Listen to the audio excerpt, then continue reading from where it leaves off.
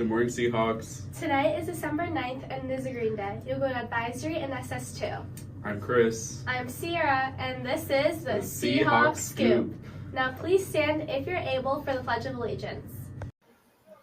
I pledge allegiance to the flag of the United States of America and to the republic for which it stands, one nation, under God, indivisible, with liberty and justice for all. You may now sit for the moment of silence.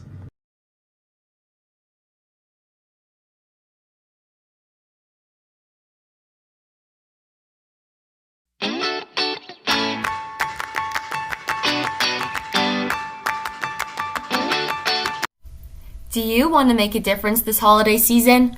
Support underprivileged youth by donating to our Toys for Tots toy drive. From December 1 through 10, you can drop off new unwrapped toys in our donation box in the main office. Need inspiration for what to donate? Here's some ideas.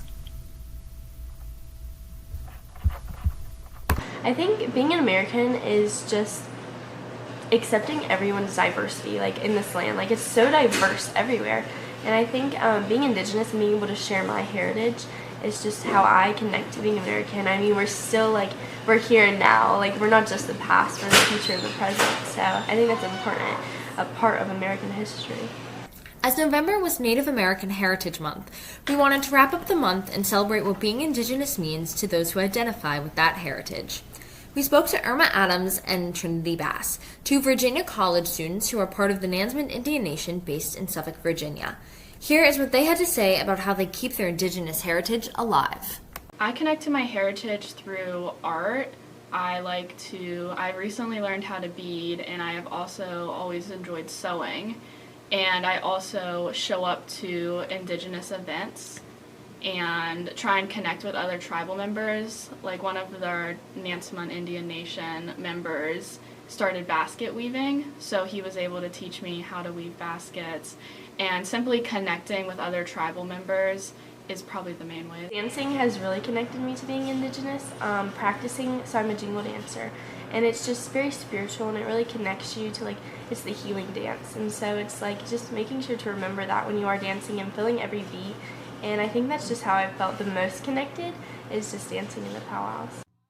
Beyond jingle dancing, ribbon skirts, and powwows, there's one common thread between all Native American tribes: the sense of community found in being American.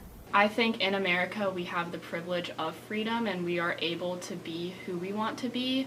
So not only am I allowed to uphold my identity of how I grew up with my parents, but I'm also able to participate in the Indigenous culture that I also identify with, where in other places you might not be able to do something like that. We also discuss some of the challenges of recognizing others' identities. I think, like, the biggest thing I face is backlash because I'm redheaded, and, like, especially in high school I was always told, like, oh, you're not actually Native, or they wouldn't believe anything that I showed them or told them just because I don't look like the stereotypical Native. And I think just understanding that, like, having respect for all people and making sure you're open to learning and growing in different areas so that you can learn more about what we do or our heritage and how we don't all look the same. And it's not a stereotype, it's like, it's just life. Yeah. This was Alden Walcott for the Seahawks Scoop. Now back to your anchors. Sierra, do you want to hear a joke? Sure. Why did the mushroom go to the party? Why? Because he was a fun guy. And remember, Seahawks, we're living the dream in the blue and green. Have a tasty Tuesday.